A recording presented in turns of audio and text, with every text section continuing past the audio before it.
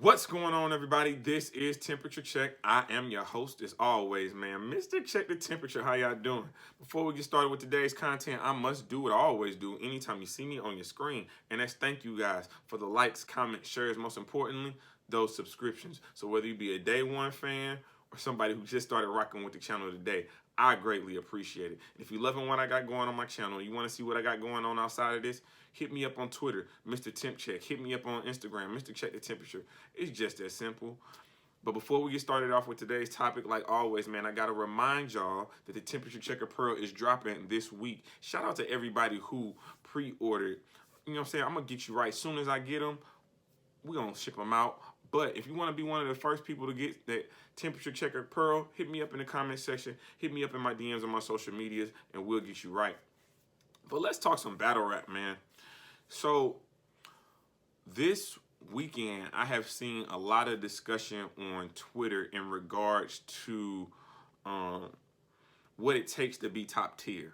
Now, you have some of the guys from the 2020 class that have really put on in the last 12, 13, 14 months, man, and that have really been, you know what I'm saying, honestly, the staple of the URL. They have really been that cornerstone piece that the URL and caffeine has been able to build upon in the last year or so with COVID and everything going on. And I mean, again, 2020 obviously had its ups and its downs. However, I think the URL bubble, as we like to call it, really allowed this younger talent to gain a lot of confidence and a lot of momentum going into what we believe is the big stages. Now, you have people like Real Sick and EasyBlock Captain who are already proclaiming that we're top tier. Like, we are those guys. When you look at the cornerstone, you look at the staple, you look at your starting five, you look at Smack Gunners.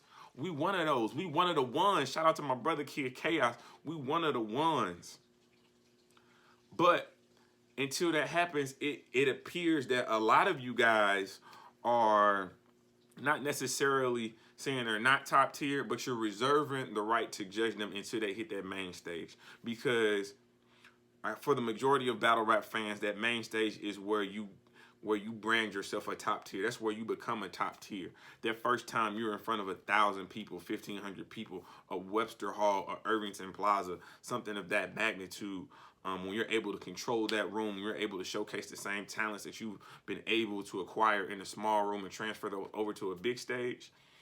That is when you will be crowned top tier.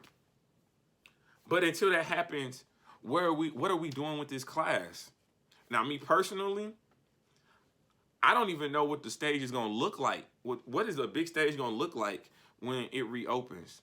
Because you got to think that it's going to reopen at a gradual pace. So it might be 18 to 24 months before we can put 1,500, 2,000 people in a room. So what is a big stage? What does it look like in 2021? Is it 100 people? Is it 200 people? Because again, you still got to believe that COVID is going to be around. So that's a major concern. That is a major concern going to battles. Speaking about going to battles, man, I was on Twitter and I asked the question, like, do I have to go to an actual battle in order to be considered actual battle rap media? And, you know, I got a lot of mixed emotions, a lot of mixed opinions about it, but this is what I'll say for me. I had all intentions of going to a battle, had all intentions pre-COVID. But once COVID happened, it really kind of shut down all aspirations of doing so. But I definitely see myself going to a battle at least one time. I definitely got to go to a Gnome, a Summer Madness, a Double Impact. Like I got to feel that energy. I definitely want to be a part of that. Now I will say I'm bougie.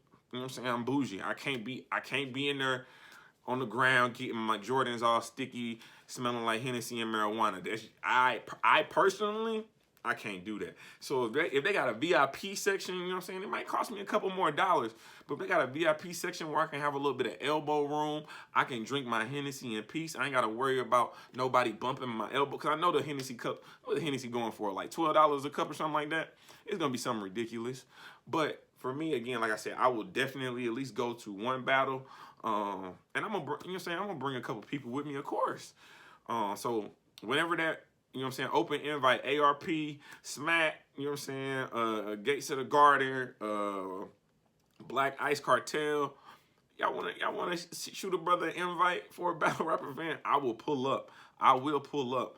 You know, one of the things I had planned on doing was actually going on the East Coast and really just taking like a week off of work and just driving up and down the East Coast, visiting different battle rappers. That's definitely something I want to get into here in the near future. But let's get back on hand. So when the big crowds do come back, it's gonna be sink or swim time for a lot of these newcomers out of the 2020 class. And I also want to bring to light we got to stop calling them rookies. At what point do you drop that label? Shout out to D. Adahini, man. You know what I'm saying? That's another mentor. That's my guy. That's my OG. He pretty much told me, he gave me the rundown. He said, once they do their rookies versus vets, they have now crossed the threshold that you should be alleviating yourself of calling them a rookie. So stop it. It's just like saying Happy New Year in the month of February. Like, what are we doing here? At what point do you, no, I'm just happy to see you. I'm just happy to see you. So these are my top 5 rookies that I believe are going to transfer very well from the small stage to the big stage. And I got an honorable mention because, I mean, let's be honest, this 2020 class was deep. I mean, we're talking like the amount of talent that they have in this class is definitely in the double digits. But everybody is not top tier. Just because you got the talent does not make you top tier. Doesn't mean you can show that crowd control. You can show that charisma, that presence on a main stage. So these are my top 5. Plus, I'll give you an honorable mention. And matter of fact, not only is this my top 5, this is also in descending order for Rookie of the Year for me. So honorable mention, it's gonna be Luke Castro, man. I love the energy that Luke Castro brings when he's rapping. You know, Ultimate Madness, Luke Castro versus Kid Chaos. That is still, to me, the best Luke Castro I have ever seen. So definitely shout out to him. But then he came back and obviously he lost to Jay the Nightwing. But then he came back on Born Legacy 10 with a vet, and a vet at that, a top tier vet in DNA. And yes, did he lose? Did he get smoked? Yes, he did. However, he also shows you that he has that charisma. That what? With the pot? That's crazy. I love the energy he brings with that. The wild strong, that's something that he can really carry over to the big stage. So the energy that he brings, you know what I'm saying? Definitely loving that. But number five, Fonz. Fonz is someone who is a puncher who will always translate well onto the big stage because he's going to bring so much material. Something's going to stick. It's like you throwing a whole bunch of ideas against the wall, something is going to stick. And for Fonz, I definitely feel like he had a lot of momentum coming out of the Ultimate Madness tournament, but then he had that tragic accident with his brother, so condolences to him. And so he had to take a step away from the battle rap community, and when he did that, he kind of fell into the dark. But he did come off battling Av in his return battle, which I had him losing that battle, but he showed moments. He showed that he had the ability to at least hang to a degree to where I feel very comfortable in saying that when the big stage opens up, he'll be on there and he will do very well. Number 4, Jay the Nightwing. Jay the Nightwing is probably one of the most unique and original voices in this new class. He had battles in the Ultimate Madness tournament against Rubando, Luke Castro, Real Sick, and Fonz. He made it all the way to the finals, man.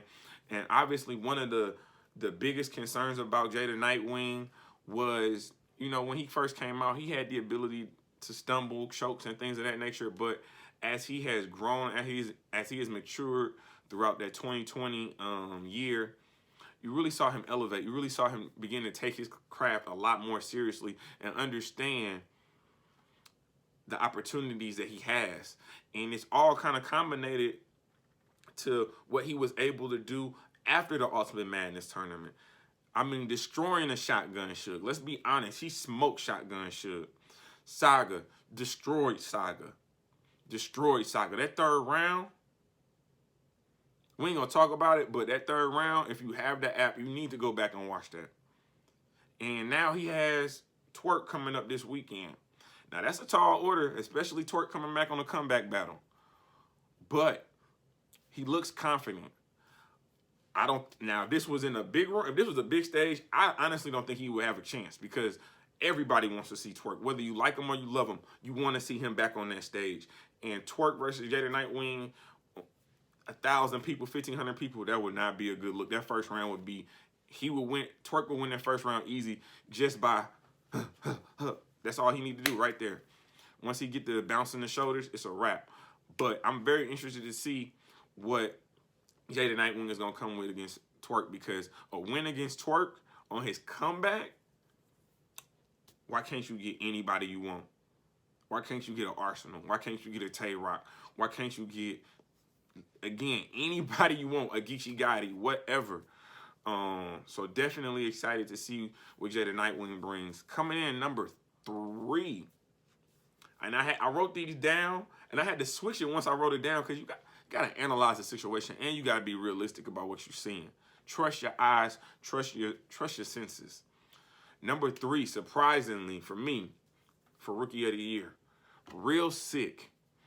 And that's another one. I love Real Sick. Real Sick versus Kid Chaos was the first battle I ever broke down. I probably should go back and redo that because, I've kind of elevated since then. I was just jumping out in the street when I seen Kid Chaos ask somebody to break down a battle. So that's probably a battle that I do need to revisit and probably redo. But Real Sick is someone who's already been on the big stage. He went to London and battled on the big stage, so he's felt that energy. He wants that type of energy. He wants that type of pressure. He battled Jada Nightwing in round 1. He did not beat Jada Nightwing, but then he came back in the URL one-off against Kid Chaos and had an amazing battle. That was probably, for both of them, that was their introduction to the URL. You could, those first round battles that they had, you can sit those to the side because honestly, Real Sick versus Kid Chaos, I might have to go back and watch that because it is a very, very good battle. I don't want to say a classic, but it's a very, very good battle. And if you don't want to watch the battle, just watch my recap. But I think Real Sick is super dope. I think he's super original. The fact he's young, he's hungry, he's willing to take anybody and smoke anything. I mean, you got to think. I had him edging that Chilla Jones battle. I don't care what y'all say, man.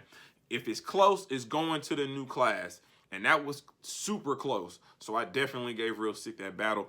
And B Magic, I mean, he put you in a pine box. And I hate to say that because I'm from St. Louis, but when are y'all going to stop booking B Magic? At what point are y'all just going to say, B Magic, sit down, this ain't for you. It's a different type of time. You're not taking this sport seriously. Why do y'all keep booking him? For what? That's another discussion for another day. Coming in at number 2 for Rookie of the Year, in my opinion. This was close. 2-1. You could have flipped a coin on this, but I'll tell you what, you know what I'm saying, why I edged the number 1 person versus this number 2 person. But coming in at number 2, no slight to him, it's EasyBlock, Captain. You knew he was going to be on this list. You didn't know he was going to be on, you knew he was going to be on this list, man. Ultimate Madness, he smoked Don Marino, and a lot of people had Don Marino potentially winning the whole tournament, especially with him being a member of NWX, and you were hoping that some of that aura that NWX kind of presents themselves with would rub off on a Don Marino, but EasyBlock smoked his boots. And then he had a very, very close battle with Fines. I actually had him beating Fines. The URL app has EasyBlock undefeated. So that just tells you how much talent and how many people actually thought he did win that battle. But then you figure he smoked Cortez in his Rookies versus Vets. Cortez ain't been back since. Or has he? It don't even matter. But, again, Cortez is super dope, but he smoked Cortez. Danny Myers. He beat Danny Myers. He beat Danny Myers. And then So this is the reason I couldn't put him in the #1 spot over the #1 person, in my opinion. This particular battle was supposed to happen in 2020, but did not happen until a couple weeks ago. And that's EasyBlock versus T-Top. If that battle would have happened when it was supposed to happen, man, what a conversation we would have between EasyBlock and the #1 person for Rookie of the Year, in my opinion. But because that particular battle did not take place and it was rescheduled to 2021, and I think Easy knows in the back of his head, this is why a lot of people do not have him winning Rookie of the Year, is because this battle did not happen in 2020. However, if it would have, again, I cannot stress this enough, the conversation we would be having between 2 and 1 would be incredible. But my number one rookie for the 2020 class, coming out of South Carolina, headshot, it's Kid Chaos, man. It is Kid Chaos. He has had an amazing year. And I'm going to be honest with you. I didn't really know who Kid Chaos was until the Real Sick versus Kid Chaos battle. Just going to be honest. I had seen a couple videos, watched a couple clips. You know, tell me what you want. You know what I'm saying? Hey, that's my guy. But Kid Chaos, like he says, man, he is one of them ones. When you talk about someone who I believe is probably a top 10 pen in battle rap, top 10 pen in battle rap. I didn't say rookie, top 10. You can put him up there with the JCs and the Chillers and the B-Dots and the Arsenals and the A-Verbs and whoever you want to. I got him top 10 when it comes to that pen. But I also have him as one of the best performers in the URL. Y'all need to pay attention. When it comes to the pen and performance, it's not a lot of people that's doing what Kid Chaos is doing. It is not a lot of people that are doing what Kid Chaos is doing. And honestly, to me, his charisma on stage, you know, the way he's able to use the room. I think the biggest difference between him and EasyBlock is a real talk, gutter street, barking on you type. Kid Chaos incorporates some of that, but you also move him around. Again, tell me what you want. You know what I'm saying? Like, that's I don't see EasyBlock doing something like that. Looking back at his battles for the 2020, Lou Castro in the first round. Again, like I said, he may have lost to Lou Castro, but again, that was the best Lou Castro I had ever seen. Someone can argue with it. I would love to hear your opinion. But then he had the borderline classic with Real Sick. He had a classic with JC. I had him edging that. I had him edging JC 2-1. Then he smoked Danger Zone, a high-level vet. Smoked him. And y'all know what he did with Saga. Y'all know what